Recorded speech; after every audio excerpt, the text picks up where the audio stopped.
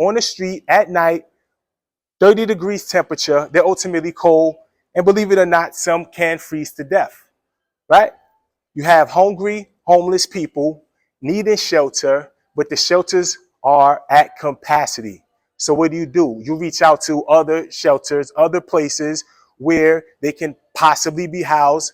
Say, for example, a church, school, but it's so many ramifications into getting these people help, right? So to get individuals help, is so many guidelines in order to help them. And that's how we found it winning numbers. I started to reach out to whoever I can for resources, whether it just be your basic hygiene products, a place where someone can take a shower, a place where someone can brush their teeth.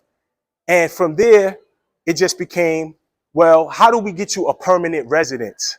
How do we get you back on your feet? What can you contribute to society? Are you able-bodied? Is this person in a right mental state where they can help someone? And this all just came from me wanting to help in traffic, whether it's out looking at someone that I'm talking to, saying, hey, how did you get here? And those conversations expanded. And the more I dug deep on the bigger part of the whole spectrum, it wasn't just your person that was just homeless just because, right? If you ever speak to people, right, no one just wants to be homeless. It comes from a circumstance. And through that circumstance, many things happen, whether it be someone going through a divorce, losing their job, coming back from the war, serving our country, and they're just misplaced. And throughout that time frame, many things can happen. So how do you feed yourself, right? How do you be able to pay rent or mortgage when you don't have a job? So out of that, it raised so many concerns, because when people are living at poverty, right, that increases the crime rate, whether you like to admit it or not. Where there's poverty, it's crime ultimately. So I knew that I had this task on my hand, and it originally came from a friend of mine, my friend Dink. I dedicated winning numbers, and I started this foundation because a friend of mine actually lost his life due to unfortunate circumstances. And I'm not blaming it totally on the fact that he was homeless, but when you're homeless and you're unstable, you're unemployed due to certain conditions, you ultimately resort to the streets. And in the streets, you wake up, you don't know what's happening this next day. If you're displaced, if you're misplaced, if your family, or some people don't even have family, right? When you think about it. So now you're living your day-to-day just getting by. And when you're just getting by day-to-day, you find yourself unstable. And the fact that when you're unstable, you have no one to assist you besides praying, right? Sometimes we may all need assistance, whether it be companionship, whether it be a relative. There's so much more that comes with it. So now that I understood what happens during that time frame, I had a mission. Unfortunately, I was not able to save Dink, right? Dink lost his life due to unfortunate circumstances beyond my assistance. I could not help him, but I was trying to help him find a place to actually live. And in the time where I was helping him find a place to live, he lost his life. It weighed on me for years because I couldn't help him. But then it came to me. I do have a way to help others. And when this came to my heart, I knew I had a mission. It couldn't be fulfilled by myself. And that's why we have winning numbers. Now, on the brighter side, things have been coming along. And I realized the more people I help, the more help we need. Because it's always going to be a numbers game, right? So it's going to be more people to help, more people to assist, and it's always going to be more to do. So we went from just having hygiene products, helping people find their social security number, to actually stability, right? Career. What are you going to do to maintain? We can find you a place to live, but how are you going to pay your bills? How are you going to pay that rent? How are you going to pay day-to-day travel? How are you going to pay, the basic necessities of life, which is food, clothing, and shelter? And this is where we notice that we have to actually partner with other businesses. We have to get involved more resources, more businesses, and more people will be able to help in a bigger number. Ultimately win, right? So you want these homeless people, you want individuals, the unhoused, to actually win. But it's so much that comes with winning. It's so much that comes with just getting up and having a job, right? Some of them high school dropouts, so many different circumstances come when they're at a point in their lives that they cannot function properly and they need assistance, right? Whether we're talking about addiction to drugs, whether someone is just at a place where they need some mental health help, right? Where do you go for that? So it's so much bigger than just seeing someone that's homeless. There's a reason why. There's a reason why.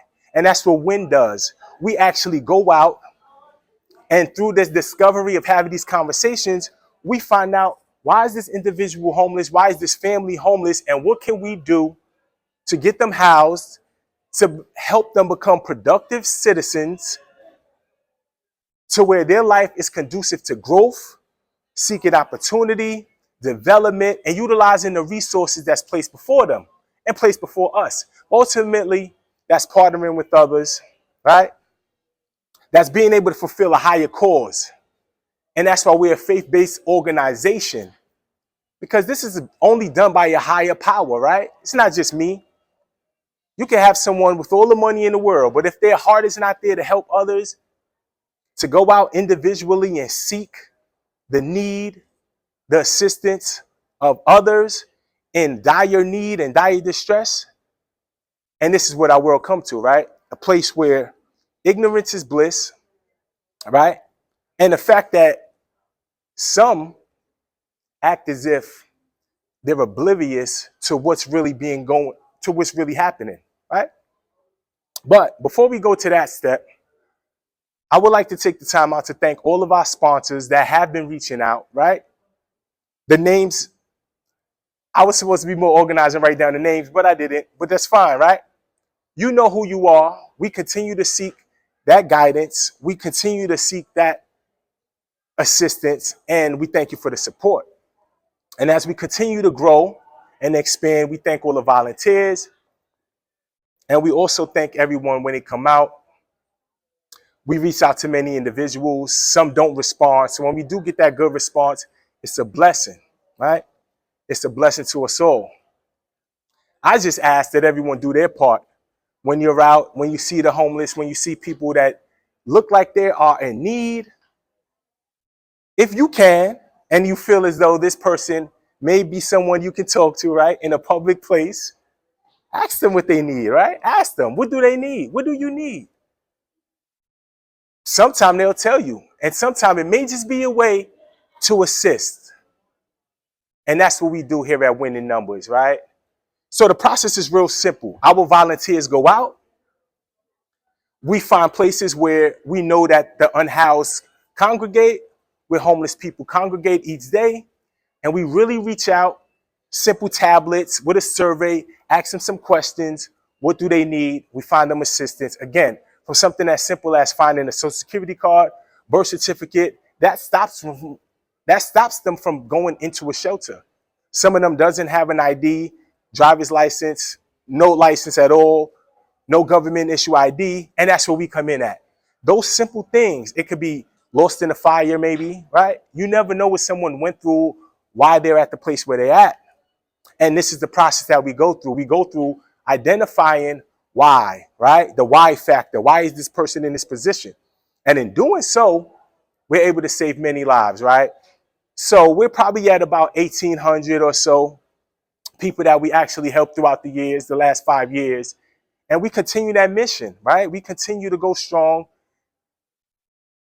assisting people that's homeless, getting them off of the streets, finding them resources, the workplace. And we want to partner with other businesses, right, that are accepting people that's on the street, that's in a shelter, right? So a lot of times what they complain about is not being able to work because they live in a shelter, because they don't have stability.